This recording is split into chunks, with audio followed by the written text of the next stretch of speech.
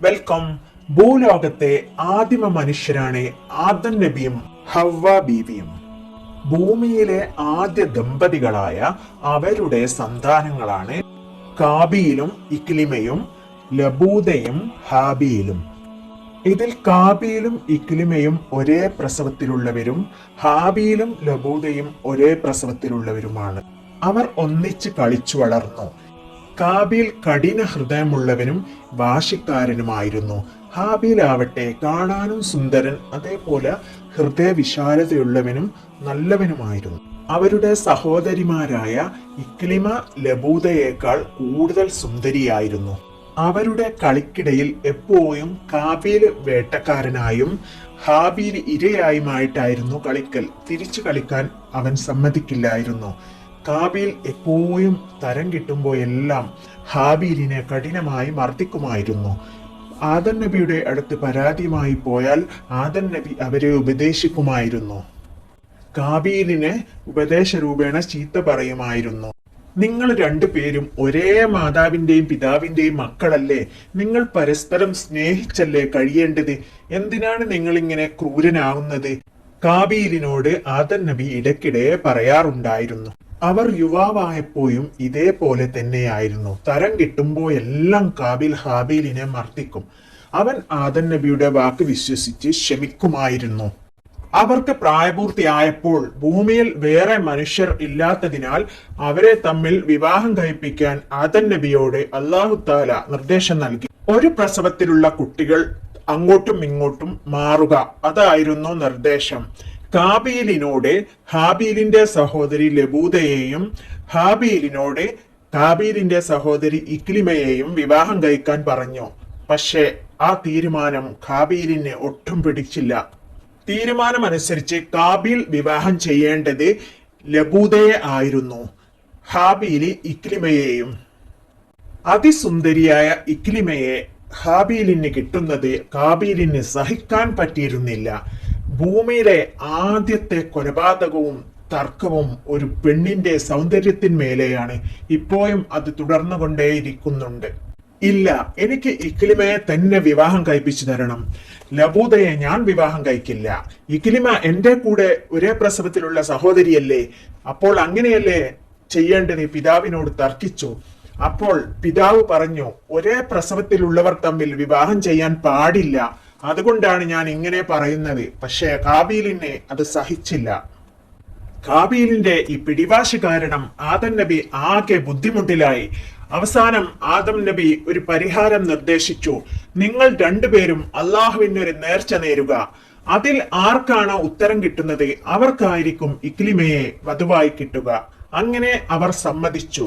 ഇതിൽ ഹാബീലിന്റെ തൊഴില് കന്നുകാലികളെ വളർത്തുകയായിരുന്നു. അവൻ ഏറ്റവും നല്ല ഒരു ആടിനെ എടുത്തുകൊണ്ട് മലമുകളിൽ കൊണ്ടുപോയി വെച്ചിട്ട് അള്ളാഹുവിനോട് പ്രാർത്ഥിച്ചു, അള്ളാഹുവേ ഇത് സ്വീകരിക്കണമേ. കാബീലിന്റെ തൊഴിൽ കൃഷിയായിരുന്നു. അവന് നല്ല വിളവാവാത്ത ഗോതമ്പ് എടുത്തിട്ട് അള്ളാഹുവിന് വേണ്ടി കൊണ്ടുപോയി വെച്ചു. എന്നിട്ട് അവൻ പറഞ്ഞു, അള്ളാഹു ഇത് സ്വീകരിച്ചാലും ഇല്ലെങ്കിലും ഇക്ലിമയെ ഞാൻ വിവാഹം കഴിക്കും. അങ്ങനെ നേർച്ചയുടെ ഫലം അറിയാനായി രണ്ട് സഹോദരന്മാരും ദൂരെ മാറി നിന്നു. അങ്ങനെ ആകാശത്തു നിന്നും പുകയില്ലാത്ത അഗ്നി ഇറങ്ങി വന്ന് ഹാബീലിന്റെ വഴിപാട് ഭക്ഷിച്ചു. തന്റെ നേർച്ച അള്ളാഹു സ്വീകരിച്ചതിൽ സന്തോഷം കൊണ്ട് മതിമറഞ്ഞ് ഹാബീൽ അള്ളാഹുവിന് സുജൂദിൽ വീണു. എന്നാൽ കാബീലിന് ഇത് കണ്ടിട്ട് രോഷം അടക്കാൻ പറ്റില്ല. അവന്റെ ചിന്തകൾ കാടുകയറി. കൂട്ടിന് ഇബ്ലീസും ഉണ്ടായിരുന്നു. അവൻ ഹാബീലിനെ കൊല്ലുമെന്ന് പറഞ്ഞു. അത് കേട്ട് പാവം ഹാബീൽ പറഞ്ഞു, ജ്യേഷ്ഠ, അള്ളാഹുവിന് വഴിപാട് നേരുന്നത് വളരെ ഭയഭക്തിയോട് കൂടി ചെയ്യണം. ജ്യേഷ്ഠൻ അങ്ങനെ ചെയ്യാത്തത് കൊണ്ടാണ് അള്ളാഹു സ്വീകരിക്കാത്തത്. ജ്യേഷ്ഠൻ എന്നെ കൊല്ലാൻ വേണ്ടി എന്റെ നേരെ കൈ നീട്ടിയാലും എന്നെ ആക്രമിച്ചാലും തീർച്ചയായും ഞാൻ ജ്യേഷ്ഠനെ കൊല്ലില്ല. ഞാൻ ഒന്നും ചെയ്യില്ല. ഞാൻ അള്ളാഹുവിനെ ഭയപ്പെടുന്നു. അതുകൊണ്ട് ജ്യേഷ്ഠനും അങ്ങനെയൊന്നും ചെയ്യരുത് എന്ന് ശാന്തമായി പറഞ്ഞു. ഈ ഉപദേശമൊന്നും അവന്റെ ചെവിയിൽ കൊണ്ടില്ല. അവനെ മൂപ്പിച്ചു കൊടുക്കാൻ ഇബ്ലീസും ഉണ്ടായിരുന്നു. അവൻ തക്കം പാർത്ത് നടക്കുകയായിരുന്നു. എങ്ങനെയെങ്കിലും ഹാബീലിനെ വകവരുത്തണം. പക്ഷെ കൊല്ലുന്നത് എങ്ങനെയെന്ന് അറിയില്ലല്ലോ. ആദ്യമായിട്ടുണ്ടായ ആളുകളല്ലേ അവരെല്ലാം. കൊല്ലാനുള്ള വഴികൾ ആലോചിച്ചു കൊണ്ട് നടക്കുകയായിരുന്നു അവൻ. കാബീലിന്റെ പിന്നാലെ തക്കം പാർത്തു നടക്കുന്ന ഇബിലീസ് മനുഷ്യരൂപം സ്വീകരിച്ചു ഒരു പശുവുമായി കാബീലിന്റെ മുന്നിൽ വന്നു.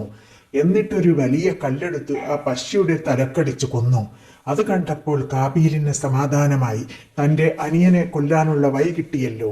ഒരു ദിവസം കാട്ടിലൂടെ നടക്കുകയായിരുന്ന കാബീൽ കുറെ നടന്നപ്പോൾ ഒരു വലിയ മരത്തിന്റെ ചുവട്ടിൽ ഒരാൾ വിശ്രമിക്കുന്നത് കണ്ടു. അടുത്തു പോയി നോക്കിയപ്പോൾ അത് അനിയനായ ഹാബീലായിരുന്നു. അപ്പോൾ ചെറിയൊരു മയക്കത്തിലായിരുന്നു ഹാബീൽ. അപ്പോൾ കാബീലിന്റെ മനസ്സ് മന്ത്രിച്ചു, ഇത് തന്നെ തക്കം. അവൻ വലിയ ഒരു കല്ലെടുത്തു കൊണ്ടുവന്ന് ഹാബീലിന്റെ തലക്ക് ആഞ്ഞടിച്ചു. അവന് യാതൊരു ദുഃഖമോ ഖേദമോ തോന്നിയില്ല. സുന്ദരനായ ഹാബീലിന്റെ ശിരസ് പൊട്ടി രക്തം ഒലിച്ചിറങ്ങി. അങ്ങനെ ആ പ്രിയപ്പെട്ട മകൻ മരിച്ചു. ഇബിലീസിന് സന്തോഷമായി. ഇബിലീസ് പൊട്ടിച്ചിരിക്കാൻ തുടങ്ങി. ഇനി എന്തു ചെയ്യും? അനിയന്റെ ചേതനയേറ്റ ശരീരം പിടിച്ചുകൊണ്ട് ഹാബീൽ നടന്നു. എന്തു ചെയ്യണമെന്നറിയില്ല. എങ്ങനെ ഇത് ഒളിപ്പിച്ചു വെക്കണമെന്നും അവൻ അറിയില്ല. അങ്ങനെ 40 ദിവസത്തോളം അവൻ അനിയനെയും താങ്ങി പിടിച്ചു നടന്നു എന്നാണ് പറയുന്നത്. അവൻ ആകെ തളർന്ന് ക്ഷീണിച്ച് പിന്നെ അവന് ഖേദവും വരാൻ തുടങ്ങിയിരുന്നു.